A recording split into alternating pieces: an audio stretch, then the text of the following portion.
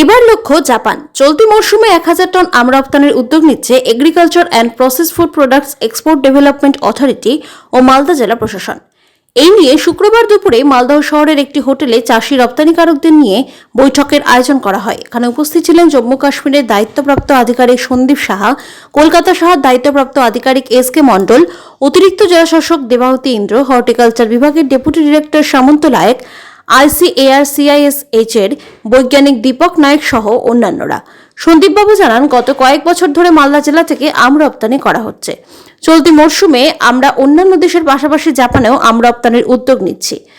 VST ট্রিটমেন্টের মাধ্যমে প্রায় 1000 টন আম জাপানে আম রপ্তানির লক্ষ্য স্থির করেছি। আজকের যে মূল বিষয়টা এই প্রোগ্রামের সেটা হচ্ছে কোয়ালিটি অ্যাসপেক্ট অফ ম্যাঙ্গোস।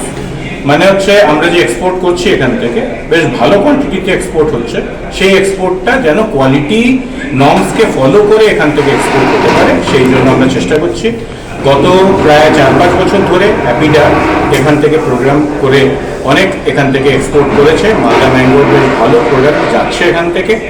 আর সাথে আমরা শুধু মালদাই না, আমরা আশেপাশের ডিস্ট্রিক্টও কভার করছি। প্রায় 2023-এ 75 ভ্যারাইটিস করা হয়েছে। এছাড়া আমাদের কয়েকটা বিশেষ মার্কেট রয়েছে, সেই মার্কেটে আমরা প্রতি বছর আমরা কোনো না কোনোভাবে প্রমোট করছি। আমাদের সাপোর্টের জন্য এখানকার মার্চেন্ট অ্যাসোসিয়েশন আর এখানকার আমাদের ডিপার্টমেন্ট অফ হর্টিকালচার CISH এরা আমাদেরকে রেগুলার সাপোর্ট করছে। আর মালদা অ্যাডমিনিস্ট্রেশন থেকেও আমরা সাপোর্ট পেয়েছি 2023-24-এ।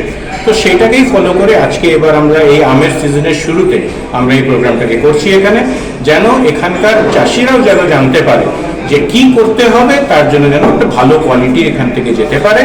আর আমাদের তাদেরকে কানেক্ট করবার জন্য আমরা চেষ্টা করেছি FPO FPCsদেরকে নিয়ে আসতে, কারণ তারাই ওদেরকে বেঁধে রেখেছে। আর আমাদের সাথে এখানে অনেক এক্সপোর্টার্সরা এসছেন যারা ফিজিক্যালি আজকে প্রেজেন্ট আছেন, তাছাড়া আমাদের সাথে অনেকে আবার কানেক্ট করেছেন অনলাইন।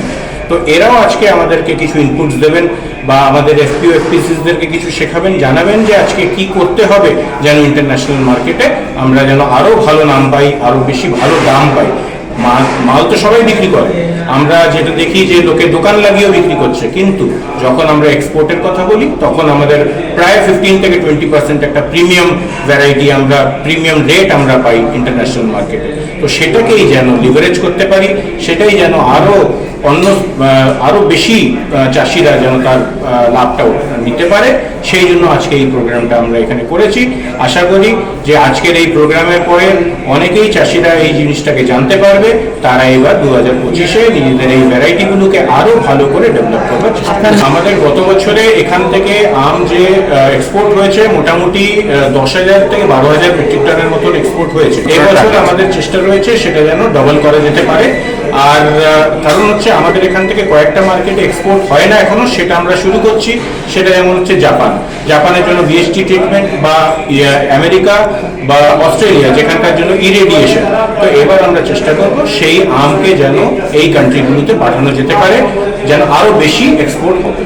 গতবার আমাদের মেইন মার্কেট হচ্ছে ইউরোপ আর গালফ।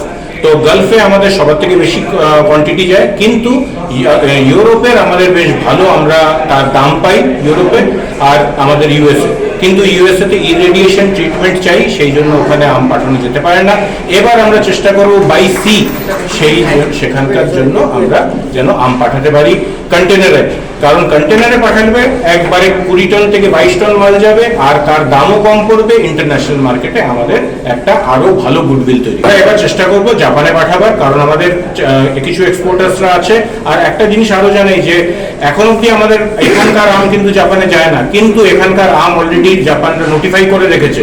আমাদের এখানে এখন VST মেশিন নেই, সেই জন্য আমরা এখান থেকে জাপান পাঠাতে পারছি।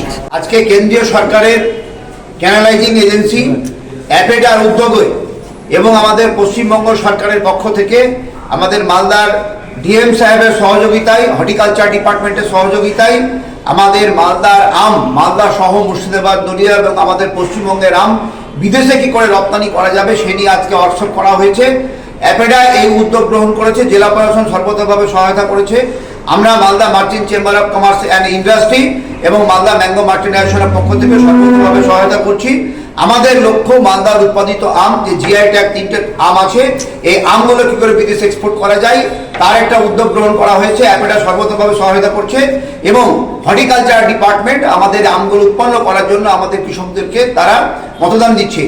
আমরা যৌথভাবে ফেডারেল স্ট্রাকচারের মাধ্যমে আমরা কেন্দ্রীয় সরকার এবং রাজ্য সরকারের সহযোগিতা নিয়ে আমরা আমগুলো বিদেশে এক্সপোর্ট করতে চাই। অ্যাপেডা আমাদের বিভিন্নভাবে সহায়তা করে, যেমন আমাদের ফেড সাবসিডি, আমাদের প্যাকিং ম্যাটেরিয়ালের সাবসিডি দিয়ে থাকে, ঠিক সেইভাবে অন্যান্য সুযোগ সুবিধা আমাদেরকে কৃষকদেরকে, আম চাষিদেরকে পশ্চিমবঙ্গ সরকারের পক্ষ থেকে দেওয়া হচ্ছে। আমাদের লক্ষ্য এবার বিদেশে আম এক্সপোর্ট করার জন্য।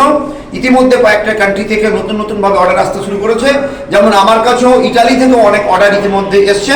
আমাদের অনেক এক্সপোর্টার বন্ধুরা আছে, তাদের সহায়তা নিয়ে আমাদের জেলার এপিও, আমাদের আম চাষি, আম ব্যবসায়ী সর্বমিলিতভাবে আমরা বিদেশে এক্সপোর্ট করতে পারলে আমাদের বৈদেশিক মুদ্রা অর্জন হবে এবং আমরা অর্থনৈতিকভাবে স্বাবলম্বী হতে পারবো।